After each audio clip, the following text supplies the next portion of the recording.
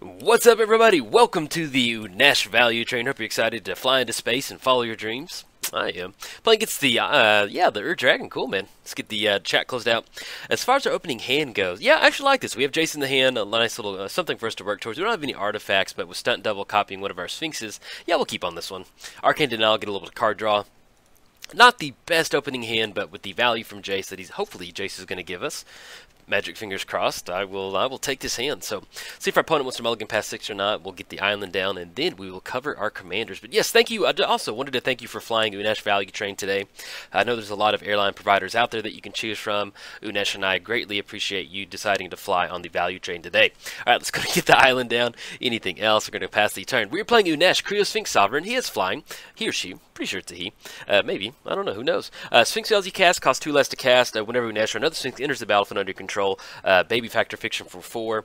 Reveal the top 4 cards of your library. Opponent's going to put those into 2 piles. Put 1 pile into your hand and the other pile into your graveyard. Anything else for 2 mana? No, we're going to go and pass the turn.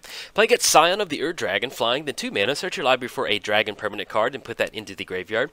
If you do, Scion becomes a copy of that card until end of turn. Then shuffle your library. Okay. Get the forest down. We do have Arcane Denial and Stubborn Denial online if you want to get rid of something. You know, if they go for an artifact or something like that, probably going to go for Stubborn Denial. And at this point in the game, we might, I'd like to save Arcane Denial for Scion. That way we can just keep it off the battlefield for another turn. But we'll see exactly what they're going to go for. They do tap out. We may end up going for a Stubborn Denial. But yes, welcome to the Value Train. I'm excited. Love playing Unesh. It's just getting those value factor fiction triggers going feels so good. Love it. It's just, and if you haven't seen Unesh before, sometimes we'll get some value wins where we just get too many factor fictions going. We get the value train going way too fast, and our opponent just wants to get off. They cannot stand the value train anymore. Let's go and go for Stubborn Denial on that one. I think I'm okay with that. Let's go Stubborn Denial. Counter target spell unless they pay 1. They don't have any mana unless they have Simian Spirit Guide in the hand or something like that. And then, let's see what we want to get down. Let's go and get the island down. Anything else we want to go for? No, we're going to go and pass the turn.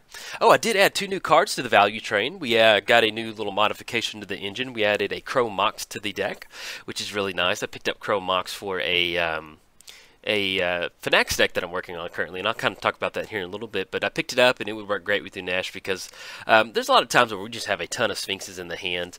Yeah, we're okay with that one.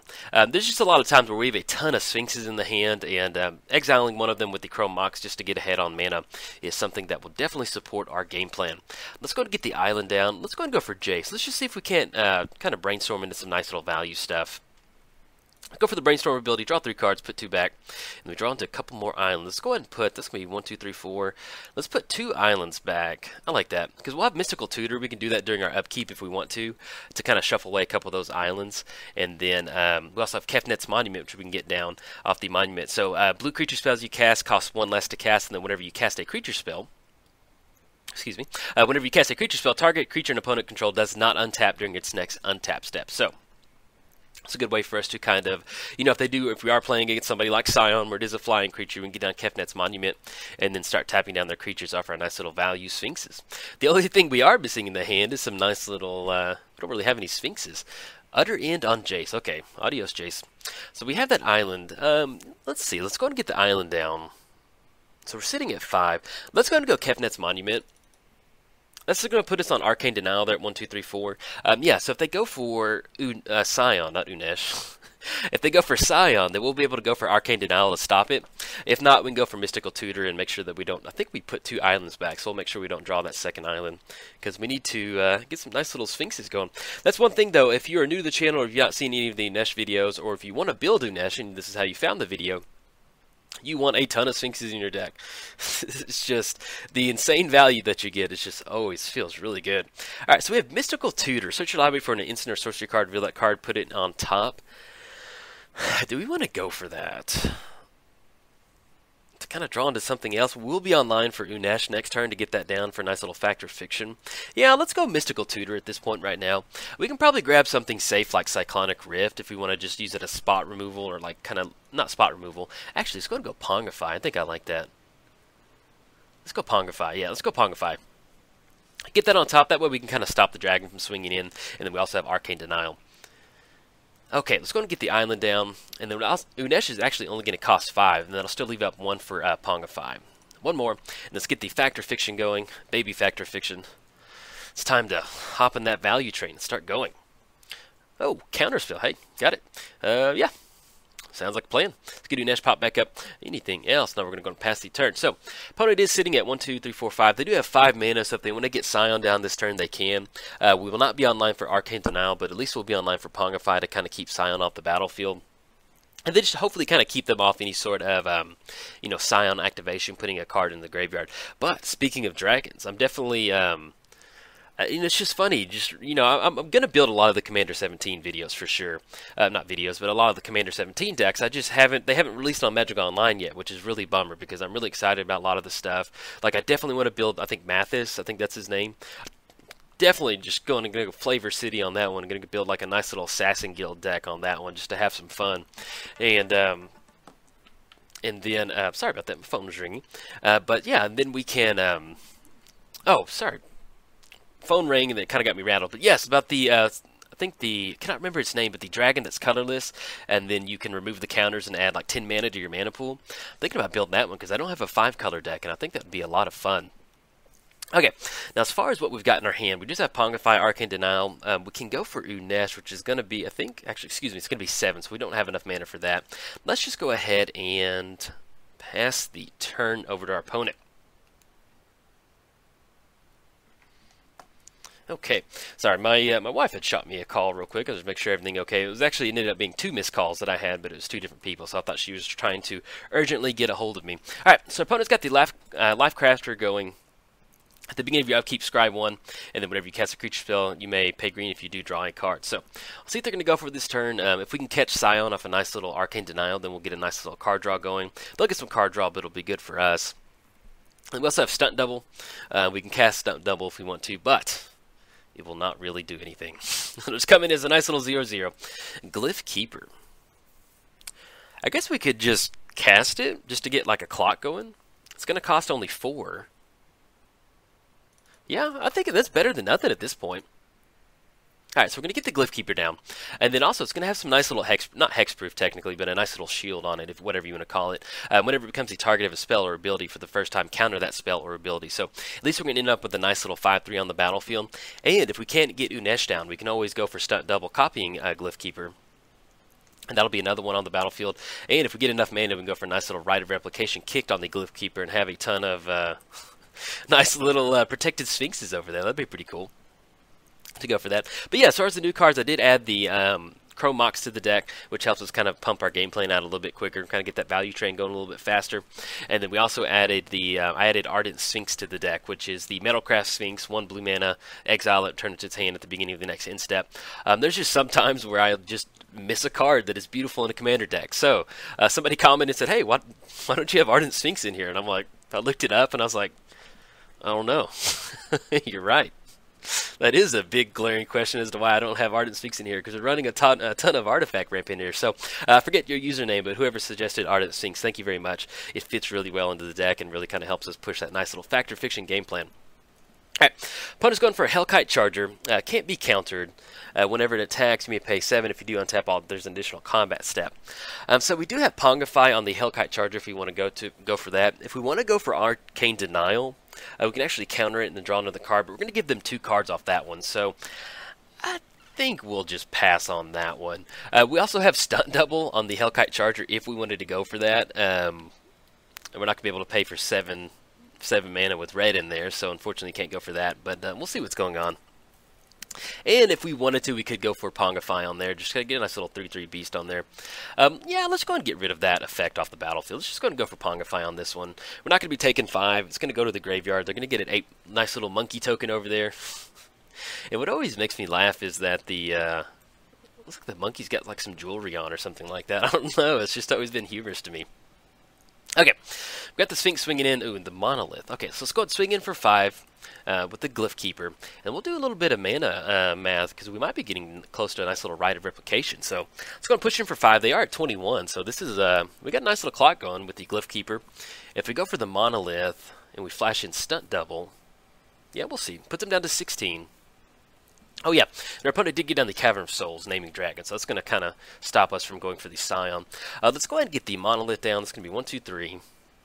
And then anything else. Now we're going to go and pass the turn. So we can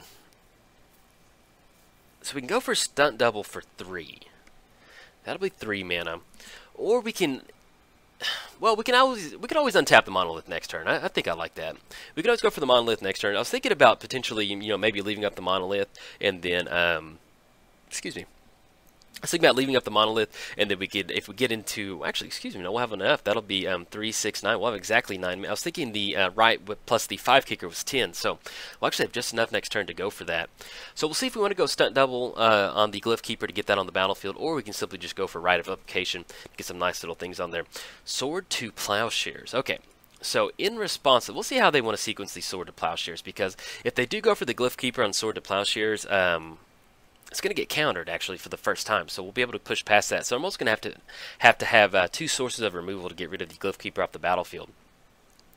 And then actually just flashing in a stunt double on this one off the Glyph Keeper would buy us a little bit better clock. It's going to be 10 coming across, puts them down to 16, kind of puts them on having some sort of removal. Now they do have Vault of the Archangel over there that they can give it Death Touch and Lifelink to get a little bit ahead of life total, but they didn't activate it, so I kind of like pushing it with stunt double on this one.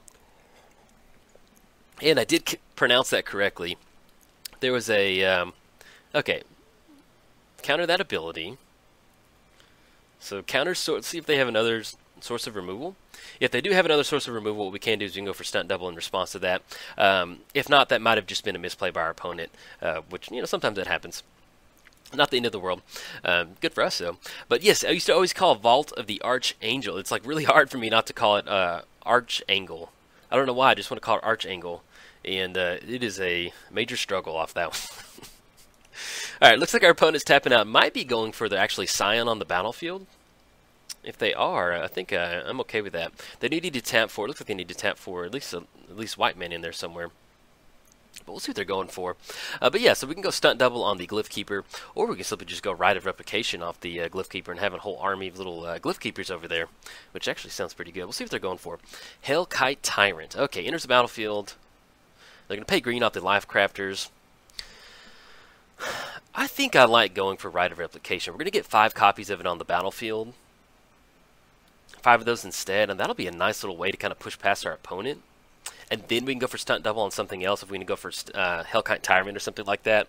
And they're completely tapped out. Yeah, let's go and go for that, because we have 9 mana for the Rite of Replication. Yeah, I do like that.